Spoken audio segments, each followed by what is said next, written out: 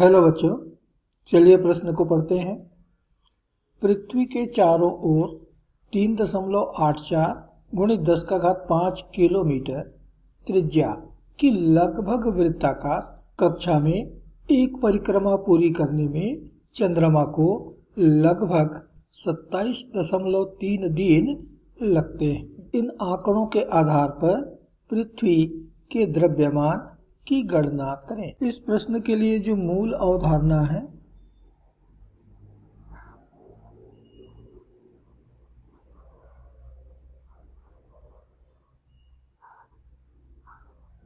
वह है उपग्रह की गति।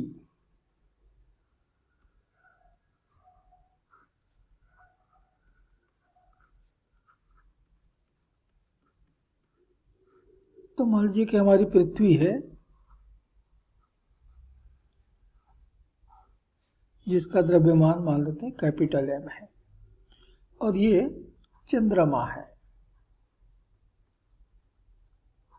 इसका द्रव्यमान हम स्मॉल m ले लेते हैं, और ये पृथ्वी के चारों ओर r त्रिज्या के वृत्ताकार कक्षा में परिक्रमा कर रहा है।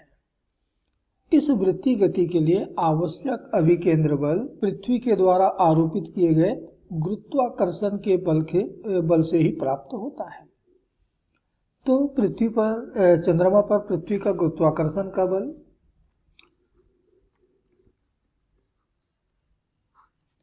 चंद्रमा पर गुरुत्वाकर्षण का बल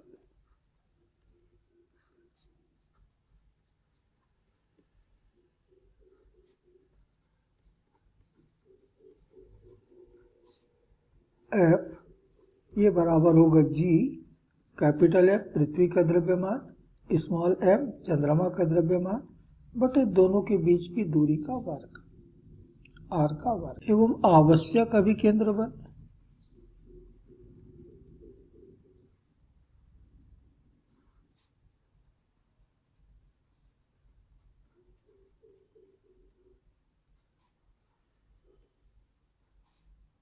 मैं इसको FC से दिखाता हूं, तो बराबर होता है परिक्रमा करने वाले कण का द्रव्यमान m गुणित कोणीय वेग ओमेगा का वर्ग गुणित त्रिज्या r। इतना अभिकेंद्र बल की आवश्यकता होगी, और जैसे कि हम देख रहे हैं कि यह अभिकेंद्र बल गुरुत्वाकर्षण के बल से ही प्राप्त हो रहा है, अर्थात F बराबर FC है। तो बस यह जो प्रश्न है इसी अवधारणा पर आधारित है। तो F और FC का मान इस समीकरण में हम रख लेते हैं। तो हमें मिल रहा है G capital M small m बटे R का वर्ग बराबर m ओमेगा वर्ग गुणित R। तो स्मॉल m अर्थात चंद्रमा का द्रव्यमान तो दोनों पक्षों से कट गया, तो m पृथ्वी का द्रव्यमान, इसी की गणना हमको करनी है, बराबर हो रहा है ओमेगा वर्ग गुणित r क्यूब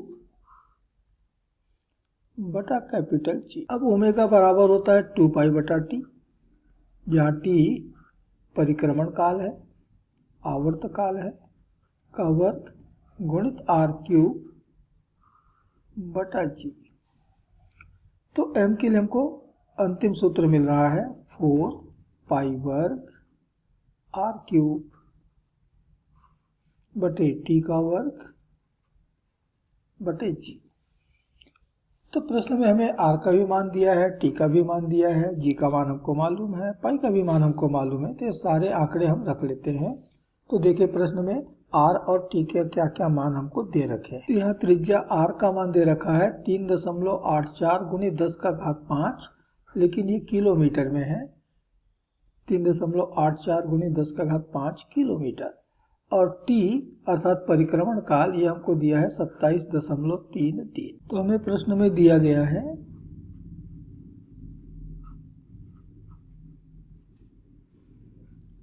r बराबर 3.84 गुणित 10 का घात 5 ये किलोमीटर में है, तो 3.84 गुणित 10 का घात 5 गुणित 10 का घात 3 ये मीटर में हो गया। और इसी प्रकार t परिक्रमण काल ये हमको दिया है 27.3 ये दिन में दिया है और हमको मालूम है कि एक दिन में 86,400 सेकेंड होते हैं, तो हो जाएगा 27.3 गुणित 86,400, ये सेकेंड बन गया। अब ये दोनों मान हम ऊपर के सूत्र में रख लेते हैं। तो पृथ्वी का द्रव्यमान कैपिटल M बराबर है 4π² r³ बटे t² गुणित g। अब ये सारे आंकड़े हम यहाँ पर रख लें तो 4 गुणित 3.14 पाई का मान का वर्ग, r का मान दिया है 3.84 गुणित 10⁻8 मीटर में का घात 3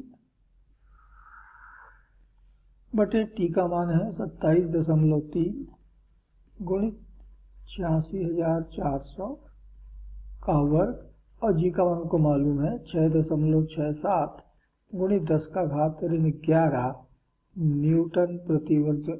न्यूटन मीटर वर्ग प्रति किलोग्राम का वर्ग, इतना होता है। इसे हल करने पर हमें लगभग मिल रहा है 6 गुणित 10⁻24 किलोग्राम।